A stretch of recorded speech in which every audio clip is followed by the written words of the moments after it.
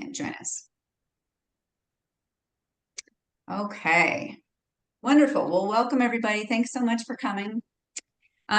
Today we are going to talk about 3 bills that have been introduced at the state legislature, all aimed at reducing ozone pollution. There was a interim committee of, I think it was about a dozen or 14 legislators that have been meeting since last year's session to try and address our ozone pollution problem. Because they weren't able to pass some bills last year that they were hoping to, they continued to meet in the interim to come up with additional solutions that they hoped to pass this session. And these 3 bills are the result of that interim session. All right, so the first a little bit of background. As most of you probably know, we have a pretty serious ozone pollution problem, particularly the Northern Front Range and metro area. The EPA sets standards for ozone pollution because it is very bad for our health. And we have failed to meet those standards, those limits on ozone pollution for years. And they have varying degrees of what they call non-attainment.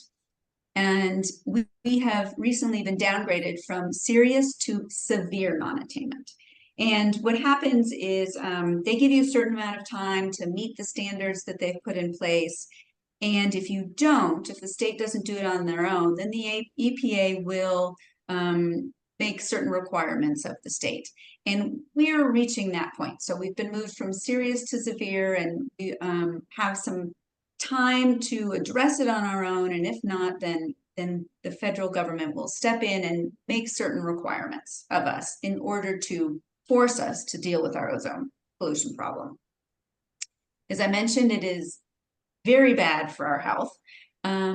Children and the elderly are particularly sensitive to the damage that it can do to our health, which includes things like damaged airways, aggravated lung disease. Whenever we have high ozone, they see increases in hospital admissions. It can trigger asthma attacks. And particularly for children, what can happen, they're very young, their lungs are still developing, and ozone pollution can actually scar their lungs and can cause problems that will last the rest of their lives. So as parents and grandparents, it's something that we are particularly concerned about. There's a couple sectors that are particular problems when it comes to ozone pollution. Transportation is one of them, and oil and gas is another. So what's the solution to the ozone pollution problem? These 3 bills are the ones that the interim committee came up with. And we'll go through them one by one so I can tell you more about them, what they do, and why they would help address our ozone pollution problem. You can see here the numbers for each of them and their sponsors. Just by way of letting everybody know how it works, you'll see each of the bills start with either HB or SB, depending on if they start in the House or the Senate. Then they've got a 24, because it's 2024, and this is the year the bill was introduced. And then they've got a number, 4 digits for House bills and 3 digits for Senate bills. So if you hear somebody just referring, shorthand to Bill 166 or 1330, you know that it's actually, if it's 4 digits, it's HB, this year's 2024. 3 digits, it's SB. So just to help folks sort of understand how the numbering process works. And if you hear people referencing them by their shorthand, then you'll know what they are. All right, the first one we're going to talk about is 1330. And some of the problems that we're hoping to address with that bill is primarily the permitting process that we have here in Colorado. Despite the fact that we have not attained the standards set by the EPA, we're still routinely just, issuing new permits for additional air pollution. They are not coordinated between the agencies that are issuing them. And the oil and gas industry and other industries have found ways around certain requirements.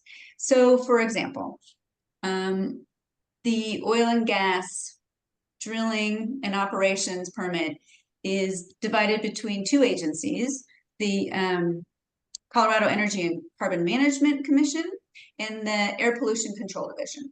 And the two aren't coordinated. So, for example, the Energy and Carbon Management Commission might issue a permit to drill before the APCD, as we call them, Air Pollution Control Division, has even issued a permit to them for the pollution that they will be emitting. And there's a whole process involved in that. They need to do some modeling and such, but they need that. In theory, they should be getting it before they get the permit to drill, and that's not happening right now. Another problem is that the oil and gas operations divide up their operations into many different pieces. So different locations, different stages of the operation. So they break them down into small enough pieces that the permits are much easier to get. And so that means that we're getting more and more of what we call minor source permits for all of these sources of pollution. And in fact, there were whistleblowers that worked for the APCD that filed a complaint with the EPA that shared that they are required to just get these permits out. They weren't doing all the modeling that they needed to do. And just, business as usual, get these permits out. And there was an independent investigation that found that our system is inadequate to prevent the violations that we have in federal air quality standards. So obviously, if our system is not going to be there is not sufficient to address our air pollution problem, we need to change it. So that's what 1330 would do. It would aggregate these different pieces of oil and gas production so that it's not just a whole bunch of little parts that can get by with an easily accessed minor source permit. They are put together. You have to look at all the aggregate emissions together and consider that when issuing the permit. And the non-attainment area, there's additional regulations that are in place there. It says, this legislation says that they could not exceed any applicable ambient air quality standards. So if they're going to create more ozone pollution in an area where we have exceeded what we're allowed to have, well, then they can't do that. They can't drill. So it's surprisingly common sense. If the bathtub is full, you can't keep adding more water without it spilling over. We're spilling over, so why do we keep adding more water? And this bill attempts to address that. Also, it says that they must avoid construction in disproportionately impacted communities. These are the communities that are, they're along highways, they're next to a lot of areas that have been drilled, and they are suffering from more pollution, disproportionate amount of pollution than other places. So trying to, give some relief to these folks who have suffered much more than their fair share. Also, it says that they have to get that air pollution permit from the APCD before they could get that final permit to drill. It just makes sense. Do things in the proper order. All right, the next bill is 166, and I apologize, these bills I know can get a little bit wonky and can get sort of down in the weeds. Feel free to ask questions, but also don't feel like you have to memorize all of this. In order to take action on these issues, we are happy to help answer questions and help folks write comments and, help folks really every step of the way with getting involved on these issues. So I know I'm presenting a lot of information here. Please don't feel like you have to memorize it all in order to still be able to participate in this process. The next bill is 166, and this has to do with enforcement. So what's happening right now is that there's a lot of repeat offenders, but what they're doing, their offense is that they are exceeding the allowed amount of pollution that they are allowed to emit. And yet the Air Pollution Control Division is not fining them. And if they are, they're very low fines. And so there's no deterrent. These repeat offenders know that they're just going to get another warning, or they know that it'll be a very small fine, and it's something they just consider, the cost of business. And so they continue to pollute our air, and their emissions exceed what they're even supposed to be doing, and nobody's really doing much about it. So this bill attempts to address that and tighten up enforcement. So it creates this category and it defines repeat violator, and it defines that it's 5 times over 3 years. And if that happens, well, then there's a mandatory fine for subsequent violations. So you're not going to just keep getting the slap on the wrist that's not a deterrent. Now there, we hope, will be deterrence. It also changes the numbers of what those fees and fines can be. It allows the public to help with enforcing this.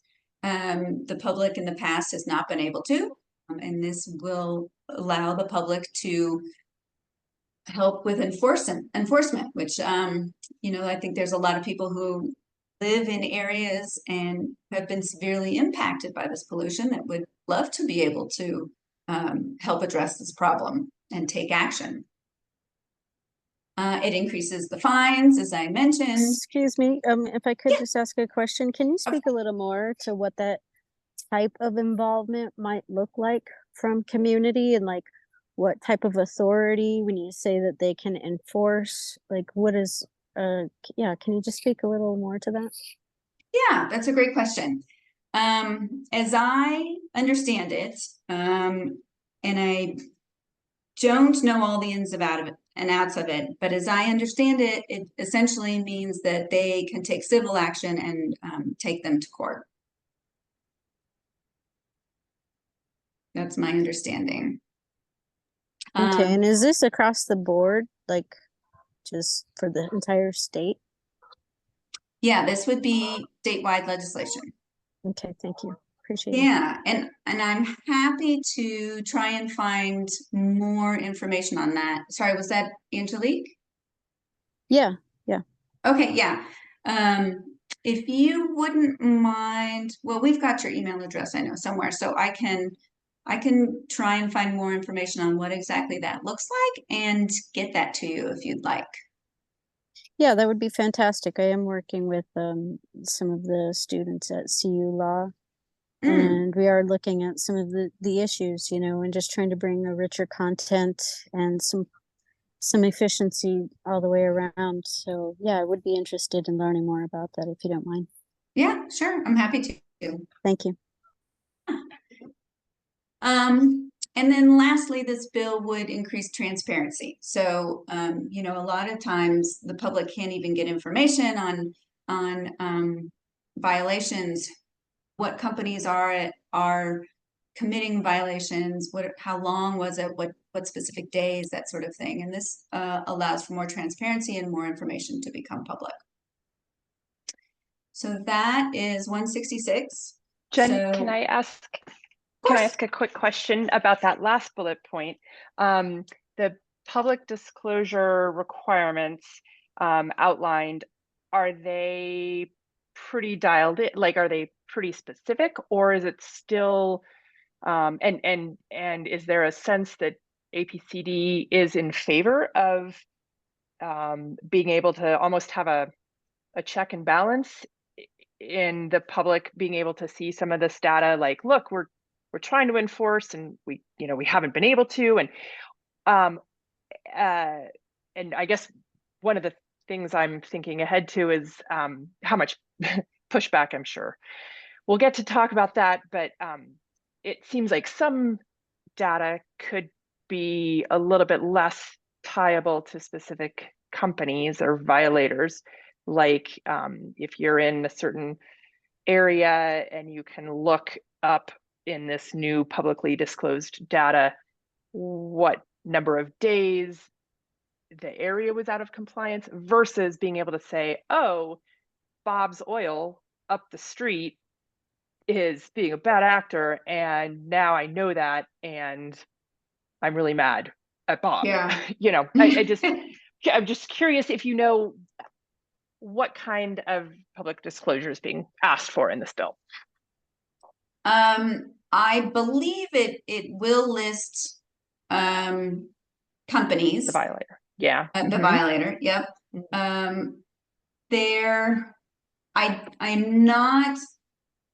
I have not participated in the conversations that have happened around this, and so I don't know for sure. Okay. But I can find that out as well. And a note on all three of these bills. The governor and his administration, you were asking about APCD, Sam. The governor and his administration, from my understanding, as of yet, has not signed on and demonstrated support for this potential legislation. And I think that's going to be actually a big part of getting these bills through is to reach out to the governor and let him know that people really want to see these changes and really want us to effectively address our air pollution problem. Were the bills last year that didn't move forward, were they endorsed by the governor? No, I don't think so. And I think that's ultimately part of the problem. Yeah. Got it. Okay. So yes, so there will be changes, I'm sure, to these bills as they go through the process, and bringing the governor and his agencies on board will be part of that. And so I'm guessing, none of these will look exactly the same by the time we reach the end of the session. But yeah, that's going to be a big part of the discussion, and probably one of the things that we'll be asking all our members to do is to help us let the governor know that, people really want these changes. People want to see us effectively address our air pollution problem, which we have not done yet. And the governor likes to talk a lot about renewable energy, which he's a big supporter of. But that, there's a lot more that needs to be done as well. And I think if I could just add, to that voice that we're bringing, just to remember that our community and relatives in Commerce City are already dealing with these things, where they literally have to put up a flag of the air quality because there's so many students that can't go outside to play because of the air and the asthma and the health issues that they have. That's absolutely right. And this is very, very already alive and real for many communities in the underserved areas that many times are forgotten. Yeah, absolutely. And statewide, I mean, I have a mom friend who is not even in one of the more highly impacted parts of town, but she had a daughter that had childhood asthma, and she's on those high ozone days had to rush her daughter to the hospital with her daughter really struggling to breathe. It was terrifying. Yeah. And so it's obviously it's a problem we need to address. And it's like you're saying, these disproportionately impacted parts of town that, you know, have suffered far more than anybody should, and more than most. And so we need to address that. There was, oh, sorry, just one last thing. Yeah. Wondering if these bills also pertain, and this is just maybe a lack of being super clear on the science side of things, but I was just listening to the news program yesterday with the former EPA administrator mentioning that the EPA has announced new particulate matter limits that are tighter than they were before, and talking about all of these same issues. And so do these bills also address the fact that particulate matter limit enforcement is going to be an issue? Is particulate matter also permitted? I'm assuming permitting is for. Yeah, so there are slightly different sources for particulate matter pollution Okay. than for ozone, and so they are addressed a bit differently. Some of Gotcha. them Okay. are very difficult. You know, wildfires create particulate pollution, and that's Gotcha. obviously something that's a problem here for us in Colorado. Yeah. Our numbers, from what I've seen, you know, the American Lung Association does a report card each year, and from what I've seen, our numbers on particulate pollution are not quite as bad as ozone pollution. Now, that's not to say they're good. We do have a problem there as well, although it's not quite as severe as ozone pollution. Got it. Okay, great. Thanks. Yeah, great question though. And I want to be respectful of everybody's time, so I'm going to move through this last one pretty quickly. You know, again, the problems with ozone, it affects our health. It costs people money in lost production from lost work days, from health bills. There's an actual, not just people are suffering, but dollar damages as well. And obviously a problem that we need to solve. So this third bill does a number of things, and I won't go through all of them. But one of the biggies is this first one, and so I'll just mention that quickly, which is that pre-production, and I'm not going to be able to describe exactly which steps are pre-production versus production in oil and gas very well, but there's a lot of pollution from that pre-production stage. And so oil and gas companies that are in that stage, there would be a pause on those activities from May to September, which is when our highest ozone season is, because the pollution that's caused are the NOx and the VOx, the VOCs that are the precursors to ozone pollution. And so obviously this is a way to sort of turn off that tap in the full bathtub and have less water going into the bathtub during this high ozone season, May to September. And then, as you can see, there's a number of other things that the state would be required to do, some new rulemaking processes and such, to really attempt to address our ozone pollution in other sectors, not just oil and gas. So how can you help? So this is, there's a couple ways that folks can help, and that we're hoping folks will. That's to email your legislator about these bills and ask them to support them. We will be sending out an action alert to our full email list. So as folks on our list, you will get that, and it will have all the background information that I've talked about today, and some talking points, if that's useful for you, on, you know, ways that folks can talk about you know, messages and such that might be useful with your legislators. And also, if you do it through our system, we automatically send it to your legislator for you. Also, folks are always welcome to reach out to Sarah and I, and we can help you find your legislator and their contact information if you need that. Tomorrow, there is the first committee hearing on the first of the bills. HB 1330 is in the House Energy and Environment Committee, That committee starts at 1:30, but it's not the first bill on the agenda, so it probably won't be until maybe 3 or 4 o'clock that bill comes up. If anybody would like to testify in support of the bill at the committee tomorrow, I'm happy to help folks do that. I can walk you through signing up. You can testify remotely. You have about 2 minutes in these committees to speak. And because they're so long, I'm always happy to help folks keep track of, when they will be up so they don't have to sit through the whole thing. So I'll be sitting through the whole thing and I can text folks and say, hey, we've gotten to Bill 1330 if you want to join the committee hearing now, and we're starting to take comments kind of thing. So the link to do that is here. Just to show folks quickly, you go to this link, which I'm happy to share out with folks.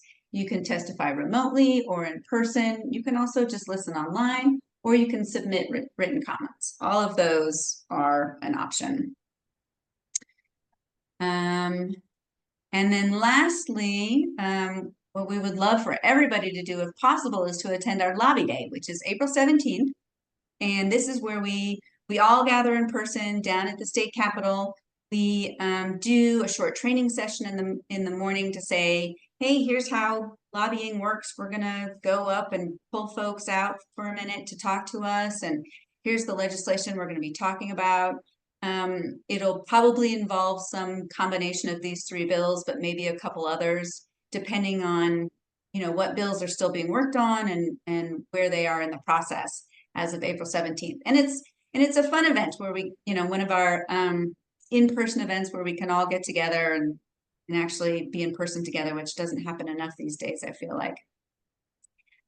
So again, that's down at the state capitol, April 17th. There will be emails coming out about that as well, of course, where you can sign up and get more information on specifically which bills we'll be talking about.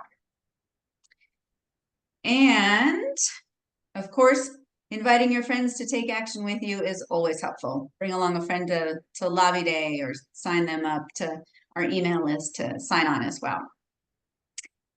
So I know we are running out of time, but if anybody has any other questions, I am happy to answer those. And then these are also our upcoming events, which is of course next month's lunch bunch and lobby day on April 17th. Does anybody have any other questions? Is there a place we can access this presentation? Yes. So we record it each month, and so because there are, there's folks that want to get this information but aren't able to attend. So we have a full recording of it. Actually, I will stop the recording now, and we send that out to folks. So just gonna stop recording.